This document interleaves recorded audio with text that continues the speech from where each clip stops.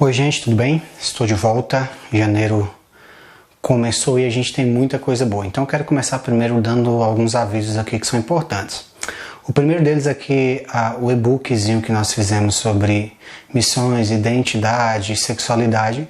Ele vai ser disponibilizado também no Insta, então você pode ir lá no link, no perfil, é só baixar e você pode ler. E o grupo do WhatsApp ainda está aberto, então se você quiser entrar e fazer parte do grupo do WhatsApp, a gente está sempre conversando ou disponibilizando material. Esse é o objetivo do grupo, né? Pelo menos uma vez por mês a gente está pensando em disponibilizar algum material e responder as perguntas acerca desses materiais ali. E para fevereiro eu já estou trabalhando no próximo material que a gente vai compartilhar com vocês.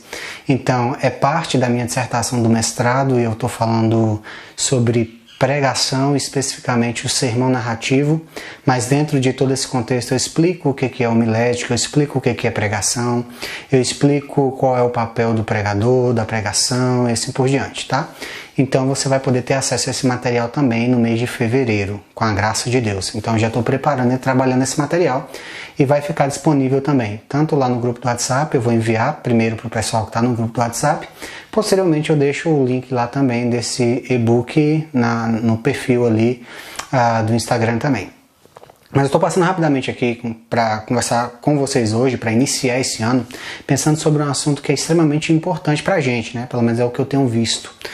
Eu tenho notado nesses anos, tanto trabalhando como professor de teologia, como sendo pastor de uma igreja local, que muita gente ainda não entendeu o significado do Evangelho, qual é a mensagem do Evangelho, e ainda tem dificuldade de entender o reino de Deus, o que seria o reino de Deus e assim por diante. Realmente muita gente tem falado sobre o reino de Deus, enfim, falado o que é e assim por diante.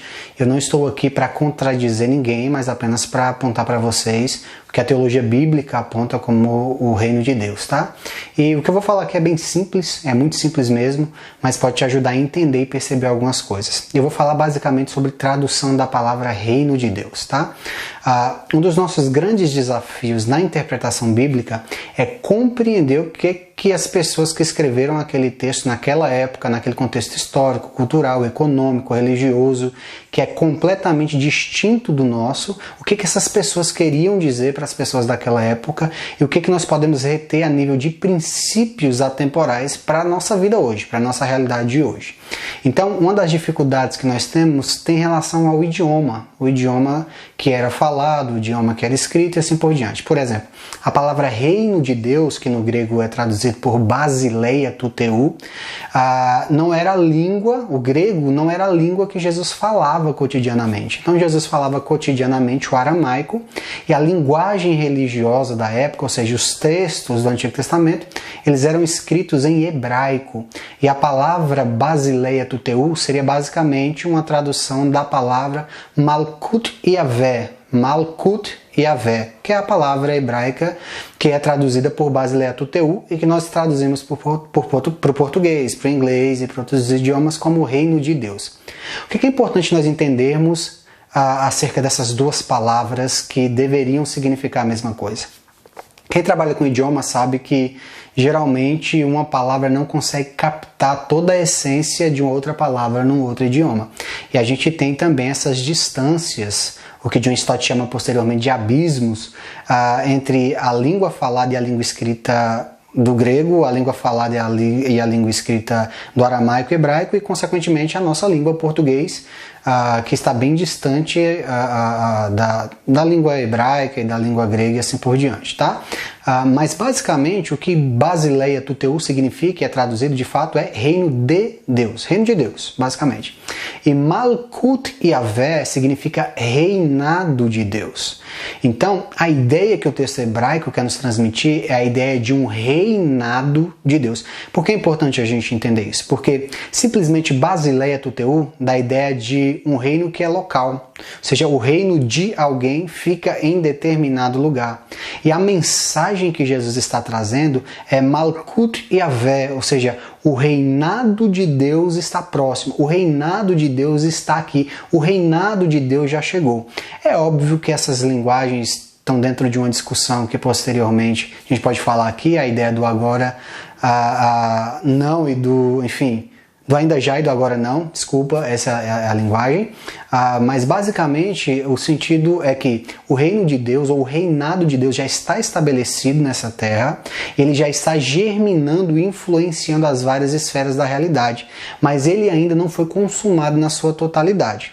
Então o reinado de Deus está se expandindo, ou seja, o reino de Deus não é local, não é Jerusalém, o reino de Deus não é um local, não é a igreja local, é o reinado de Deus sobre todas as esferas da realidade. E em todas essas esferas, esse reinado está entrando através dos discípulos de Jesus, e eles vão influenciando essas áreas e essas esferas de atuação, usar a linguagem caipiriana aqui, né? Enfim, esferas de soberania, e eles vão influenciando esses locais e, enfim, sinalizando esse reinado de Deus dentro desses contextos. Então é importante a gente entender isso para acabar não limitando o sentido da palavra ou da ideia de reinado de Deus para uma questão só local, só específica, ali é a igreja, ou são só atividades religiosas, até porque a ideia de reinado de Deus, ela abrange a perspectiva religiosa, mas vai além da perspectiva religiosa. Essa prerrogativa do Malkut Yavé significa que o reinado de Deus influencia de fato todas as esferas da realidade.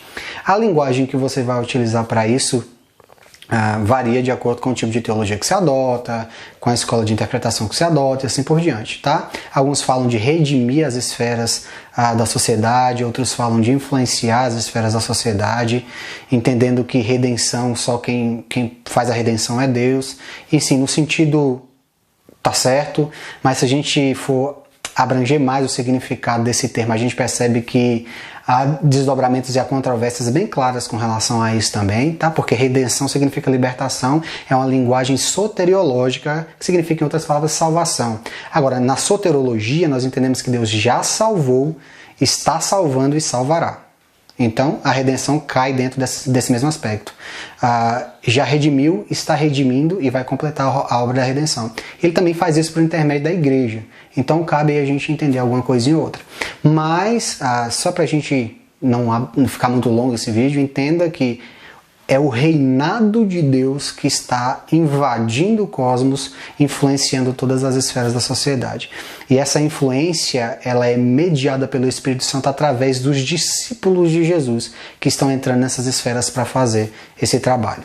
Então, eu vou fazer uma série aqui no Instagram sobre discipulado e eu vou explicar para vocês basicamente qual é a ideia de discipulado do contexto judaico do primeiro século, do contexto cristão do primeiro século e assim por diante, para a gente entender basicamente o que os apóstolos estavam fazendo e qual deve ser o nosso papel em relação a isso, até porque existem muitas afirmações sobre o discipulado que são anacrônicas, ou seja, são leituras contemporâneas de uma atividade que não é contemporânea no sentido de ter sido criada agora, mas que muita gente está falando sobre e a gente precisa tomar um pouquinho de cuidado com relação a isso. Mas entenda, você faz parte desse reinado de Deus e você tem uma obrigação dentro desse reinado, tá? De expansão, de influência. E se você preferir, se isso te ajuda, não machuca os seus ouvidos, de redenção, tá? Das esferas da sociedade. Então é isso, gente. Fica com Deus, Deus abençoe. Abraço e tchau.